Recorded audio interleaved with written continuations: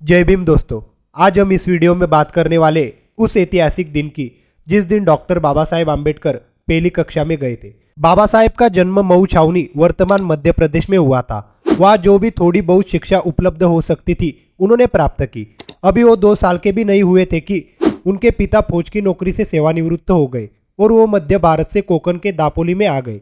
दापोली में 5 वर्ष की आयु में उन्होंने स्कूल जाना शुरू किया। उन्होंने बताया, यदि तुम मुझे मेरा अनुभव बताने के लिए मुझे क्षमा करो तो मैं तुम्हें बता सकता हूँ कि मैंने कैसे शिक्षा प्राप्त की। गरीबी के कारण मैं शरीर पर केवल एक लंगोटी बांधकर स्कूल जाता था। वहाँ उन्होंने अपने बड़े भाई के साथ प्राइमरी की पढ़ाई शुरू की। सूबेदार रामजी सकपाल दापोली में ज्यादा दिनों तक नहीं रह सके। वो अपने परिवार को सातारा ले गए और उसी जनपद के कोरेगांव में उन्होंने CPWD में नौकरी कर ली। स्कूल के प्रारंभिक दिनों में बाबा साहेब की पढ़ाई लिखाई में बिल्कुल रुचि नहीं थी। वो तरह तरह के शौक और खेलकूद में अपना समय बिताते थे। उन दिनों वो घर में बहुत कम टिकते थे। वो बताते थे, ये सोचना गलत था कि मैं शुरू से ही होशियार विद्यार्थी था। मैं अपने समुदाय के अन्य लड़कों की तरह एक साधारण लड़का था। जब बाबा साहेब कैंप के स्कूल में पढ़ रहे थे तब अभ्यास किस चीज का नाम है इसका उन्हें पता भी नहीं था। कक्षा में जो कुछ पढ़ाया जाता बस वही उनका अभ्यास था। स्कूल से घर आने के बाद बाबा साहेब अपना बस्ता एक कोने में पटका देते थे तो दूसरे दिन स्कूल जाने तक उसे हाथ नहीं लगाते थे। एक कोने में फेंक देने के कारण बस्ता उल्टा पुल्टा पड़ा रहता था। दूसरे दिन स्कूल जाते समय मेरा बस्ता किसने उल्टा पुल्टा है कहकर बाबा साहेब घर में चिल्लाते रहते थे। फिर घर का कोई ना कोई व्यक्ति उनका बस्ता ठीक कर देता था। तब बाबा साहेब स्कूल जाते थे। जब बाबा साहेब के पिता सातारा चले गए थे और उन्होंने वही के गवर्नमेंट मिडिल स्कूल में 7/11/1900 को बाबा साहेब को पहली कक्षा में भर्ती करवा दिया। बाद में इस स्कूल का नाम बदलकर प्रताप सिंह हाई स्कूल हो गया।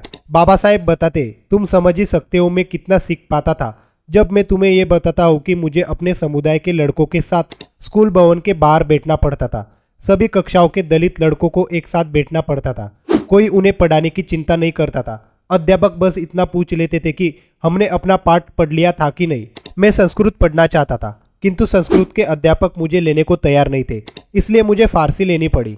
बाबा साहेब बताते थे कि स्कूल के दिनों में प्यास लगने पर स्वयं पानी पीने की आज्ञा भी नहीं थी। ऐसा नहीं था कि स्कूल में पानी का कुआं या पानी का नल नहीं था, परंतु उन्हें छूकर पानी पीने का अधिकार अछूत होने के नाते हमको नहीं था।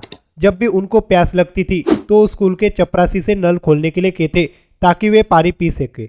अगर किसी ने नल खोल दिया या पानी पिला दिया तो उनकी प्यास बुझ जाती थी, नहीं तो वो अक्सर घर आकर ही पानी पीते और दिन भर की अपनी प्यास बुझाते थे।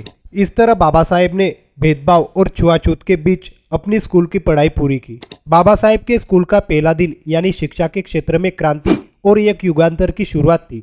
उनके स्कूल में जाने के कारण ही अनेक सुशिक्षित हुए और साथ ही करोड़ों दलितों का उद्धार भी हुआ। उनके स्कूल जाने के कारण ही भारत को एक बेहतरीन संविधान मिला। बाबा साहेब का स्कूल में प्रवेश का दिन एक क्रांति के दिन के साथ ही एक ऐतिहासिक घटना भी है, जिसके कारण 7 नवंबर ये दिन राज्य में विद्यार्थी दिन के रूप में मनाया जाता है। वीडियो कैसी लगी हमें कमेंट करके जरूर बताना और हमारे चैनल को लाइक और सब्सक्राइब जरूर करना। धन्यवाद।